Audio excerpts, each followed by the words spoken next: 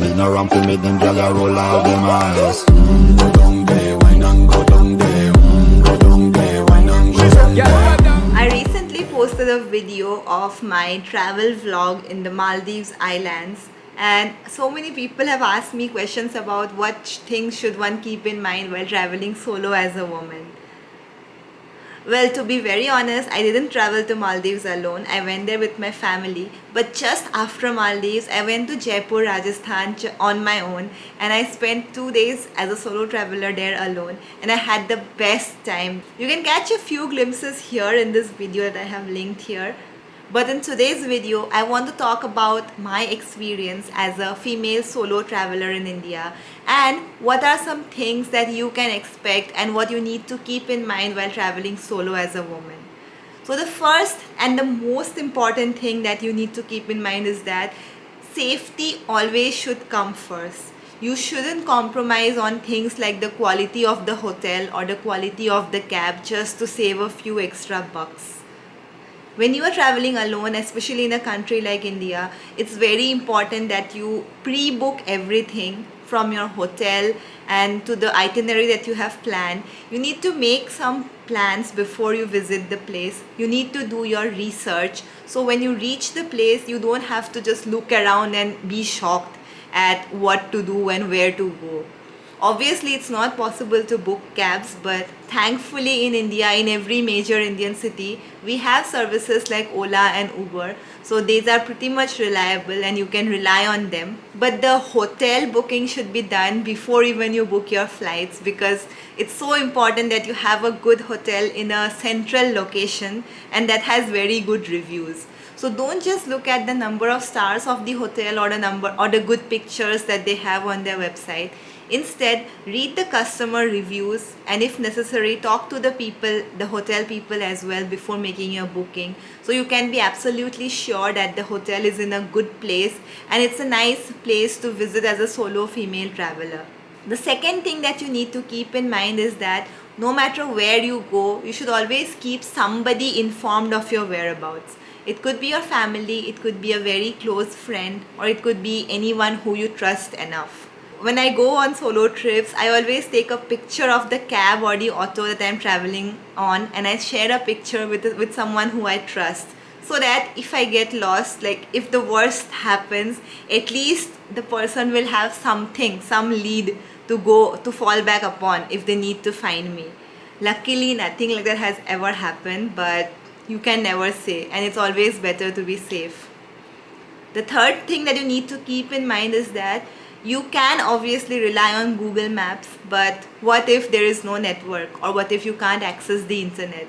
So Google Maps has an offline version. So you need to download the offline Google Maps of whatever city you're visiting so that even if there is no internet, you can still fall back upon that map. And I would also suggest to buy a physical map of the city just in case you lose your phone or your phone doesn't have charge. So at least you have an idea of your whereabouts and you are not completely lost. These might sound like very extreme measures, but these are also important for your safety. And like I said before, you cannot compromise on your safety for a few extra bucks.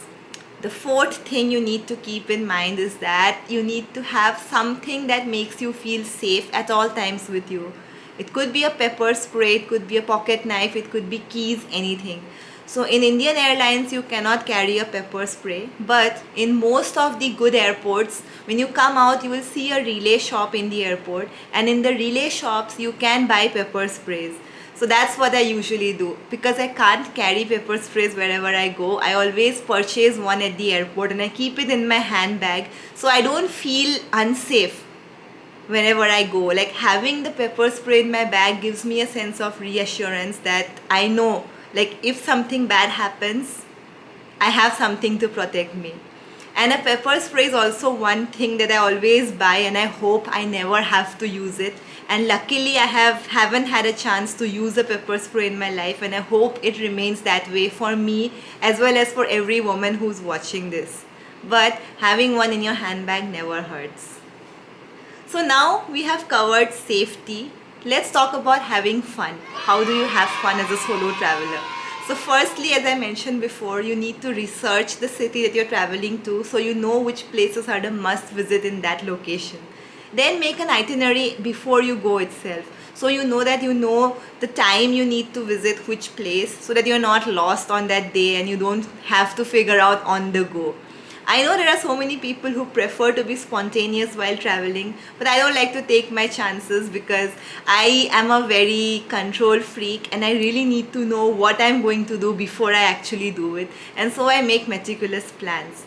Of course, I don't stick to all of my plans at all times, but knowing what I need to visit and when I need to visit helps me make my travel even more enjoyable. The next thing is clicking pictures. Since you're traveling solo, how would you ask a stranger to click a picture? I always worry, what if that person runs away with my phone? So you will mostly see that I click selfies on my phone and I use the timer on my phone to click good pictures of myself. If you book a cab or an auto in advance and if you know that this person is reliable, if they come from a service like Uber, Ola or any other app-based cab service that you can complain to later on, then you can also ask the driver to click pictures for you. When I was in Jaipur, I asked my auto driver to click few pictures and the results turned out really great. And lastly, when you're traveling solo, you need to carry some essentials in your handbag. Some of them are like carry some tampons because even if you don't expect your dates because you don't know when or how they might come in handy.